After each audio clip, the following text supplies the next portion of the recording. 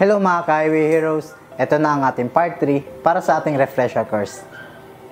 Nakapaloob sa ating part 3 ay ang handling cargo, weight distribution at employer o employee relations.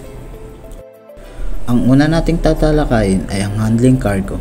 Ito ay ang proseso ng tamang paglilipat, pagkakarga at pagbaba ng ating mga i-deliver.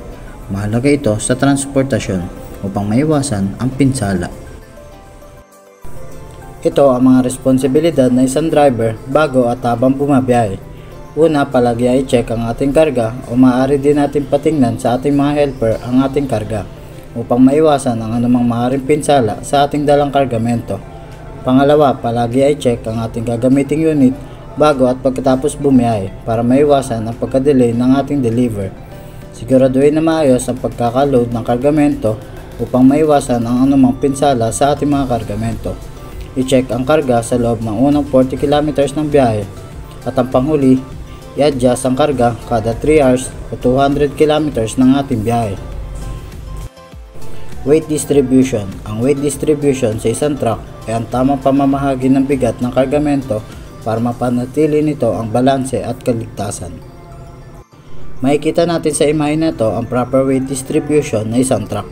Sa unahan, dapat ay 14% lamang at sa gitna at likuran ay 43% naman. Ito naman ang improper weight distribution o hindi tamang pagkakarga ng kargamento sa ating mga truck. Kung gagawin ito, malaking tsansa na maaari tayo maaksidente o makaaksidente.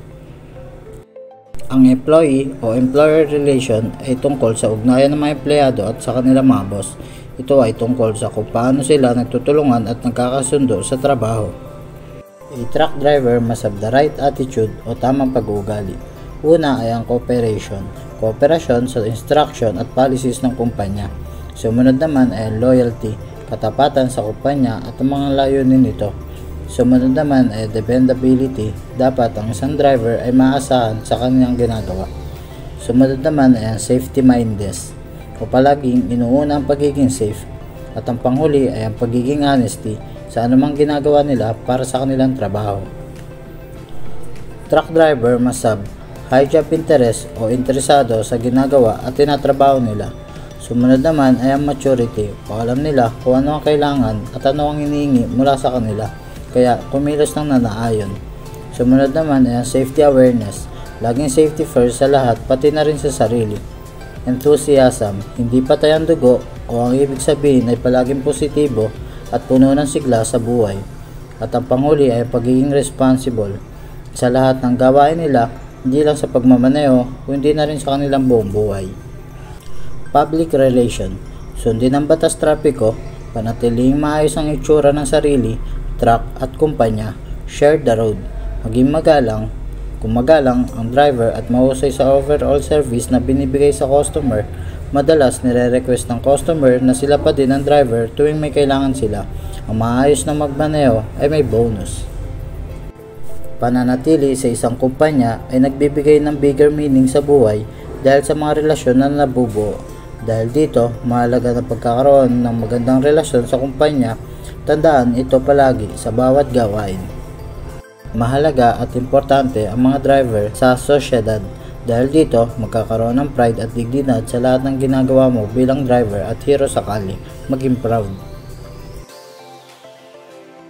Napakalaga ang personal health at wellness, lalo na bilang driver. Mahabang oras sa kalsada ay maaaring makaapekto sa katawan ng negatibo. Ang pagod ay maaaring maging sanhi ng sakit at hindi magandang pakiramdam. Alalahanin natin ang health at wellness. Ito ang mga dapat natin gawin upang mapabuti ang ating health at wellness. Una ay kumain ng maayos, huwag madami at huwag din konti. Dapat sakto lang. Ugaliing uminom ng maraming tubig, lalo-lalo na sa tag-init upang maiwasan ang pagka-dehydrate ng ating katawan. Iwasan ang pag-inom ng alak at soft drinks dahil ito ay nakakasama sa ating katawan. Matulog na may sapat na oras upang maipahinga na maayos ang ating katawan. Kung ikaw ay may sakit o hindi maganda ang iyong pakiramdam, huwag mo nang pilitin bumiyahe at magsabi ka agad sa inyong dispatcher. Kumain ng maayos.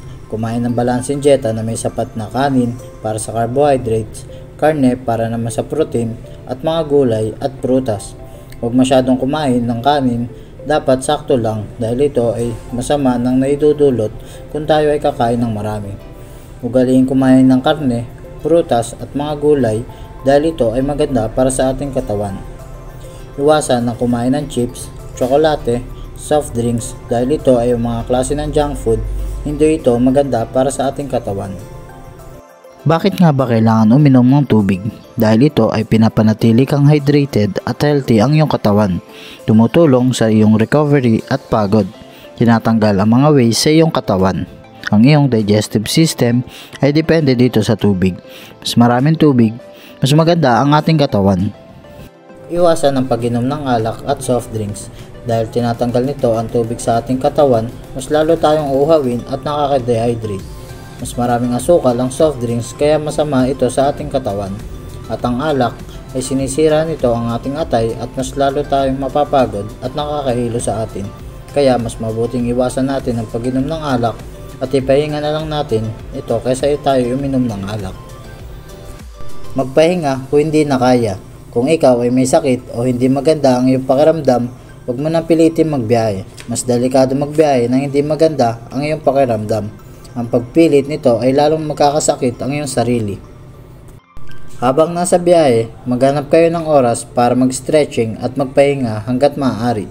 Iwasan ang paggamit ng mga gadget at tandaan natin na kumain ng maayos. Ang kalusugan ang magsasabi kung gaano katagal kayo maaari magpatuloy sa pagtatrabaho. At dito na nagtatapos ang ating refresher course mga ka-Highway Heroes. Ingat lagi sa biyahe. Don't forget to like, share, and subscribe para updated kayo sa ating mga videos.